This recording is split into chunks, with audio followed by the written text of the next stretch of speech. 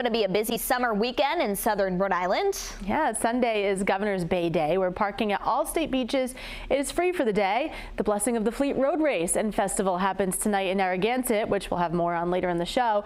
And later this morning, the three-day Folk Fest will kick off in Newport. And that's where we find Erica Ritchie live this morning, and gates open in just a few hours, Erica.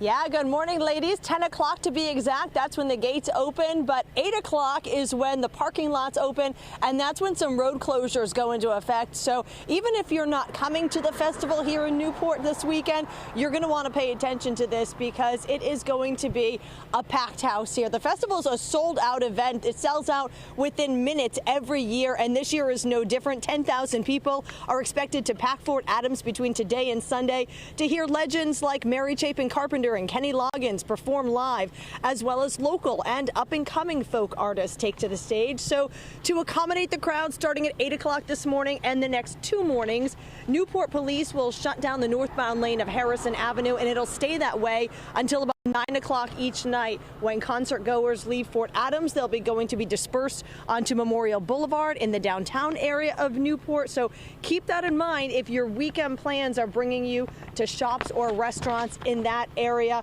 And that lane that is being closed starting at 8 o'clock this morning, guys, it's being shut down to make it a bike lane. Coming up next half hour, we're going to talk about how those who bike to the Folk Festival here in Newport every year have made it one of the most unique music festivals in the entire country. Stick around for that part of the story. I'll see you back here 30 minutes from now. For now, live in Newport, Erica Ritchie, 12 News. Well, today is day 1 of the iconic Newport Folk Festival. The first performance kicks off at 11 this morning, and they'll be playing to a sold-out audience. That's right. Erica Ritchie joins us now live outside Fort Adams State Park in Newport, where the festival is being held. And part of what makes this such a unique event, Erica, is the amount of attendees who bike there.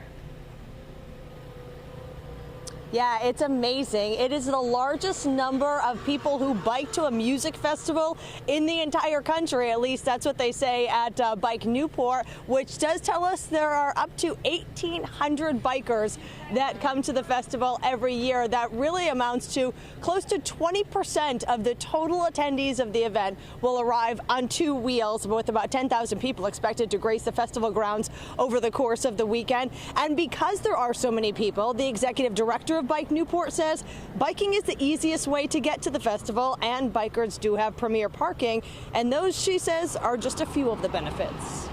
Biking reduces traffic congestion. It helps reduce the wear and tear on a historic city. It makes a more enjoyable experience for the person who is biking, and you know, it's like win-win-win all over the place. It also, by the way, costs a lot less.